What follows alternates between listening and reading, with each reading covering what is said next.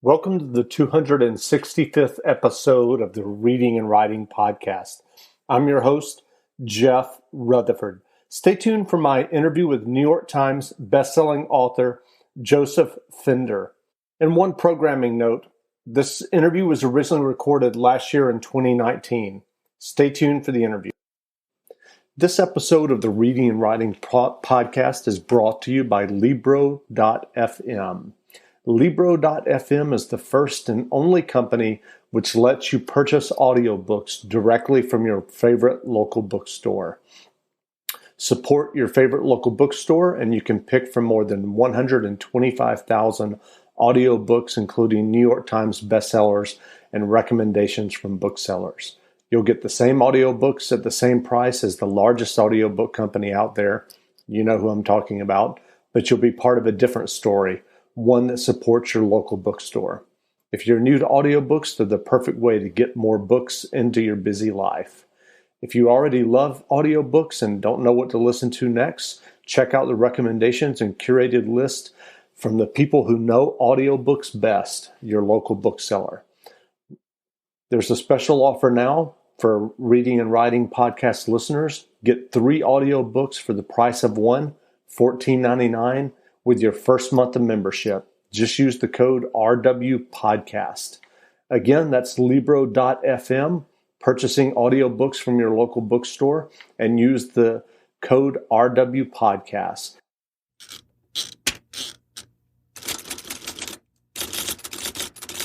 Welcome back to the Reading and Writing Podcast. My guest today is New York Times bestselling writer Joseph Fender.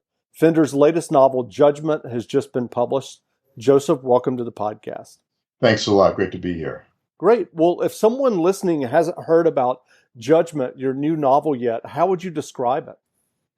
It is a conspiracy novel about a female judge in Boston who makes one mistake and finds that her life is turned upside down. That's the basic setup for Judgment. And do you remember what was the original impetus or idea behind writing Judgment? Yeah, when we see judges on TV or movies, we see them in the courtroom. We don't really have a sense of what their life is like at home. And I met a judge a few years ago, a woman in Boston, and I just began to talk to her about what it's like to be a judge, what do your friends think about it, how careful do you have to be, and she told me that she drives below the speed limit. She never wants to get a ticket. She has to be careful not to get into trouble, not to make a scene in public. Judges, as it turns out, judges are really vulnerable people, and they have to be careful. And to me, I found that intriguing. So I sort of thought, what would happen if a judge, a woman, it had to be a woman, she's married and she has a couple of kids and she's at a law conference 1,000 miles from home in Chicago, and she meets a guy. She has one drink too many, and she sleeps with the guy. And they decide at the end of this, you know what, this can never happen again. This is a one-time thing. It must be forgotten. It turns out when she goes back to Boston, this guy enters her courtroom, and he's a lawyer representing a case that she's judging. And she's stuck because she doesn't know what to do. If she recuses herself, she has to explain why. And if she does, people will know that she basically broke her marital vows. She was unfaithful. So she finds herself trapped, and it just gets worse from there. Well, you described it as a conspiracy thriller. I think also political thriller could be the word. Yep. Given the flood of political news, both good and mostly bad these days, did it ever worry you that reality would outpace your novel and your plot? No, I really wrote this book 2 years ago, and I was in fact sort of predicting something in the book. And that's this whole story with the Russian oligarch. And my feeling is we're going to find out in the next year or two the power of these Russian oligarchs who are rich men who actually are doing Putin's bidding. And Americans don't really get that yet. So it's not that I was afraid of events passing me by, I just sort of thought, what if everyone knows this by the time the book comes out? And they don't. So I sort of think that this whole piece about oligarchs in the book will be fresh to a lot of people. And so, in terms of your research about oligarchs, what do you think is going on? Well, one of the things that I learned is, and I learned from talking to a guy named Bill Browder, who wrote a book called Red Nose. Bill told me, and he's considered to be Putin's enemy number one. Bill told me that Putin has basically made a deal with these oligarchs, these rich guys in Russia. He will protect them as long as they protect him, and they have to stay away from any kind of domestic Russian politics. And what I've learned in my research is that some of these rich guys, some of these oligarchs, the money is not theirs. The money is really Russian government money, and they pretend to be free agents, but they're really agents of Russia. And I thought that is an interesting situation. People don't get that yet. That's going to be one of the aspects of this book. And so you were researching the idea of compromat. I don't know if I'm pronouncing that correctly. Exactly. Did it occur to you that we'd be seeing it on the scale that we're starting to see it in the American political process? And I guess if you want to take a moment and explain what it is. Yeah. Compromat is a Russian word that's short for compromising material. And that is damaging information about a politician or a public figure that is used for blackmail or extortion. Compromat, I mean, it's been around for years. And the thing is, the Russians are really good at it. One of the things I learned in researching the book is that compromat is what Putin used to grease the skids, to sort of get ahead in Russia, to become the president of Russia by using compromat against his opponents. And it occurred to me, what would happen if a Russian oligarch used compromat against an American citizen? What would happen?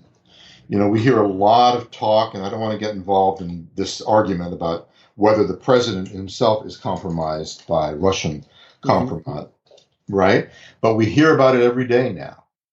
And I sort of thought this would be interesting if this affects the everyday life of my judge. So what was the research process once you had the idea about the judge and you had this conversation with this female judge? What was the research process like for you when you started working on judgment? The first thing I did was, so I realized I didn't know anything about the life of a judge. So I interviewed 5 women judges in Boston. 3 of them were Superior Court judges, and my fictional judge is a Superior Court judge. 1 was a federal judge, and 1 was a retired Chief Justice. And I asked all kinds of questions, all kinds of silly little questions about what their lives are like, what their home lives are like, what it's like in the chambers when they're not actually sitting on a trial, what that's like. And I got a real sense of the pressures that a judge faces. And so that was the major part of my research. Also, I'm not a lawyer, so I had to spend time talking to lawyers to make sure I got my legal scenes as correct as possible. And did you have any early readers in the legal field who I did. I did, yeah. I especially had one lawyer friend of mine who read it to make sure I didn't make any mistakes. And he cleaned up. He caught some glitches, and I think we're good now. That's good.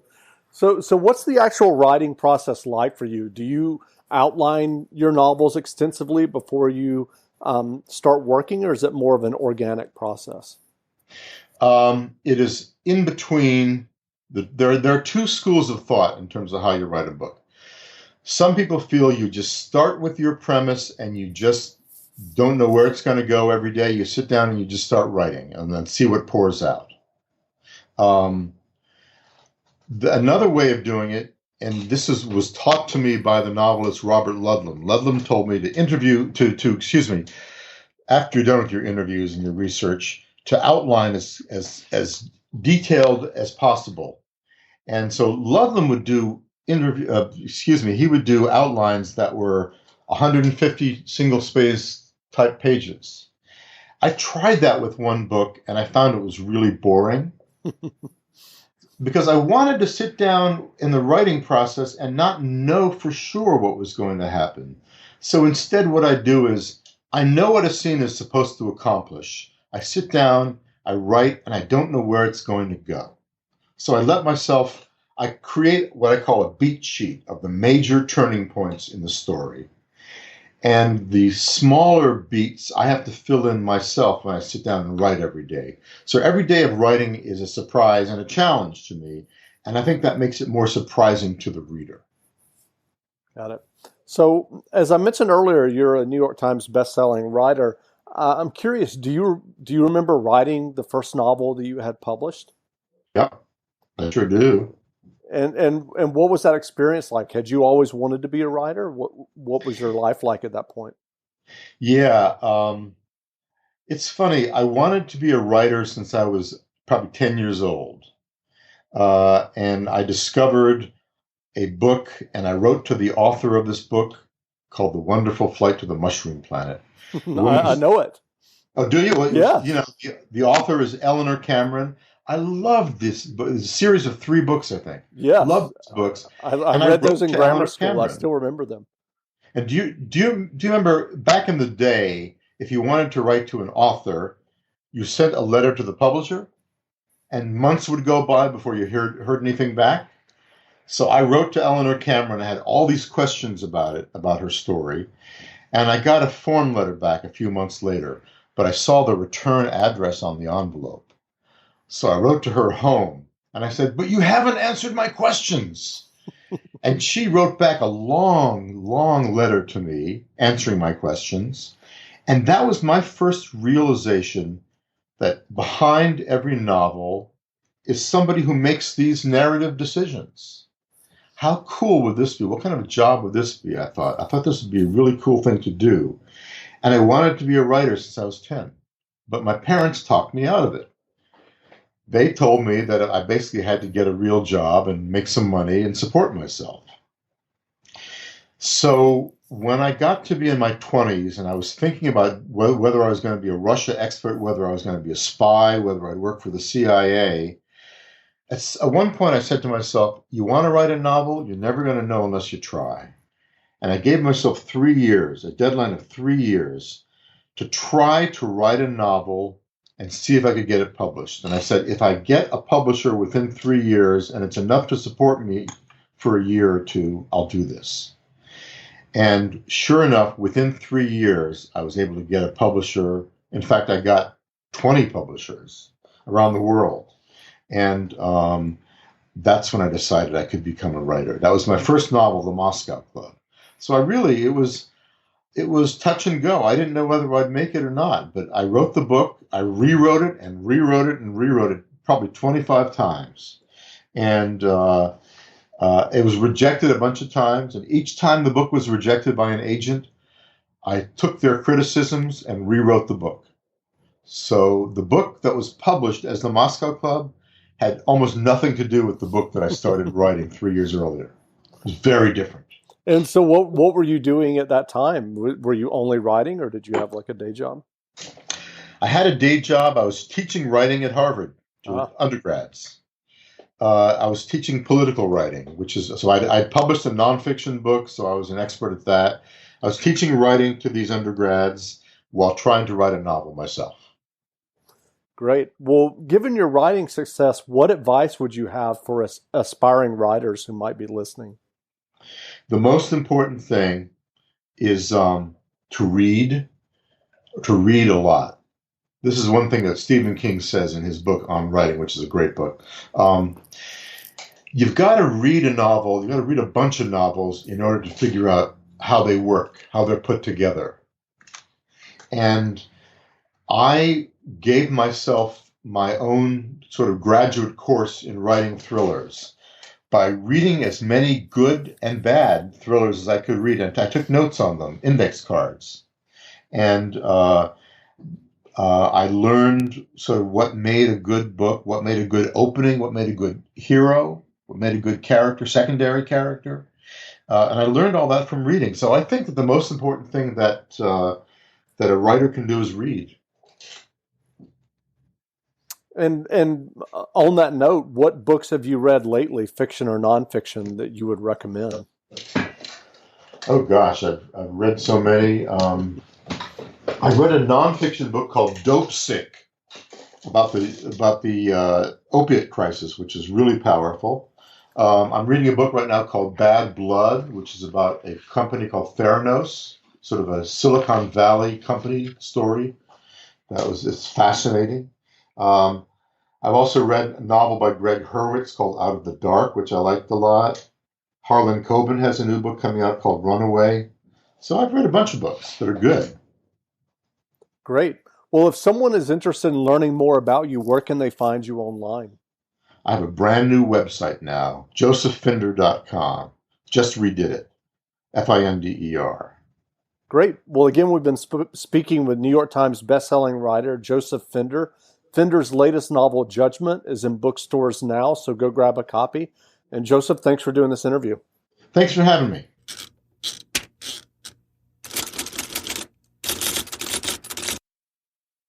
Hello, Discover here to explain our cash back match. Here's how it works. We give you cash back for using your Discover card on the things you were going to buy anyway.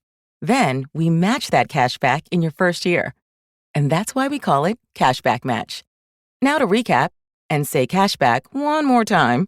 We match all the cash back you've earned at the end of your first year automatically. Discover. Exceptionally common sense. Learn more at discover.com/match. Limitations apply. The holidays are doubly important this year, so make your celebrations doubly special. At Kroger, we've got a huge selection of high-quality meats on top of fresh, natural produce, like fresh, never-frozen prime-grade beef and our Simple Truth organic Brussels sprouts, or delicious king crab legs with our private selection gourmet potatoes. Whew, had to say that doubly fast. Kroger, fresh for everyone. Get more ways to save at the Buy 5 or More Save $1 each sale. Just buy 5 or more participating items and save $1 each with card. Kroger, fresh for everyone.